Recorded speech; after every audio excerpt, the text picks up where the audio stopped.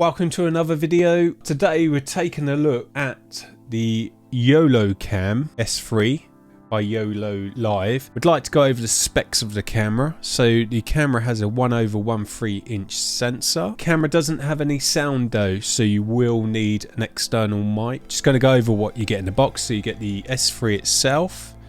You get a magnetic mount, and that can be used to hold the camera on the back of a monitor, or you can clip it onto like a back of a laptop screen. It also has a tripod mount, so you can also screw it onto a tripod. You get the USB-A to USB-C cable, and it also has a USB-A to C adapter in case you're using it on like a MacBook or a PC that doesn't have a USB-A. So you're currently viewing me through the S3, and this is what the image quality looks like. But I want to compare it to my built-in MacBook Air webcam. The S3 is classed as a webcam, but I personally think the image you get out of it is more in line with a mirrorless camera. To the point, I've removed my Sony ZV-E10 completely. One of the reasons is when I'm streaming from the Sony camera, I can only stream at 1080p. If I switch the camera over to 4K within under an hour, the actual camera overheats and turns off. With the S3, I haven't been able to get it to overheat. Basically, I've tested the camera for 2 weeks now, left the camera on all day just to see if I can get it to freeze up or, switch off, and it doesn't. So the claim that Yolo make saying it guaranteed to not overheat is completely true. Now you could argue the fact most streaming sites don't allow 4K yet, but in the future you are going to get higher resolutions. So at least with this camera, you can stream at that resolution. I just want to show you another comparison of lighting. Earlier in the week, I went down to my van, took my laptop and the S3 down. Basically, I wanted to see what the camera is like in like worst case scenario. Right, I've brought the S3 down to the van as I want to demonstrate the worst case scenario.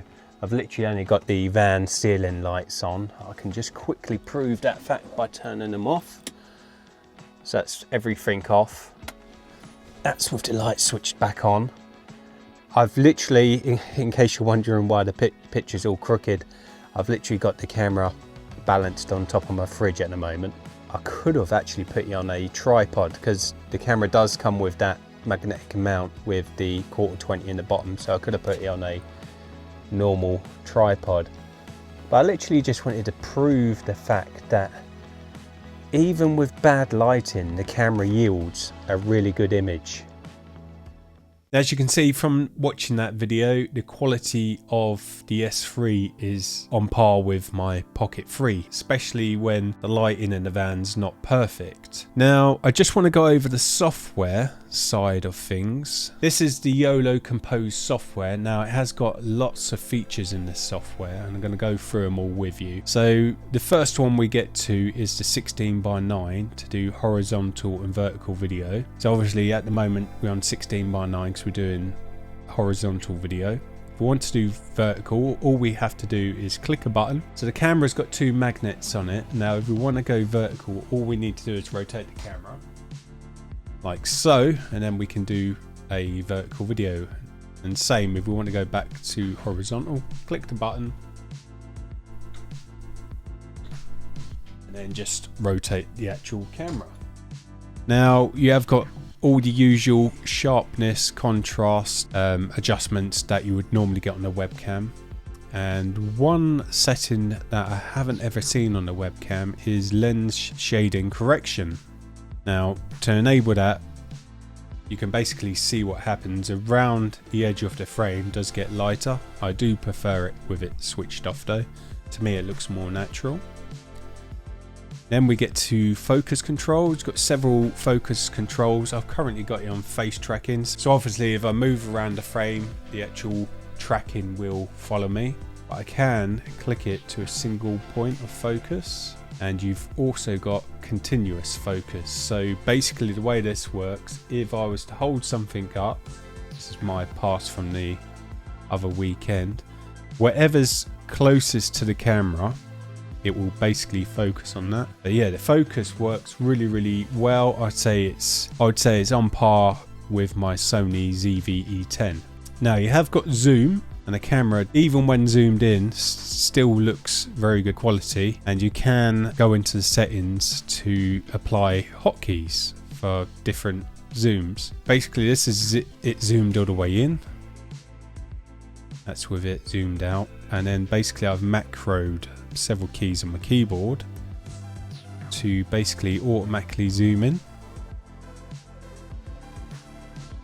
Say if you wanted to use this for like unboxings, when you're holding something up you could then have it zoom in or zoom out.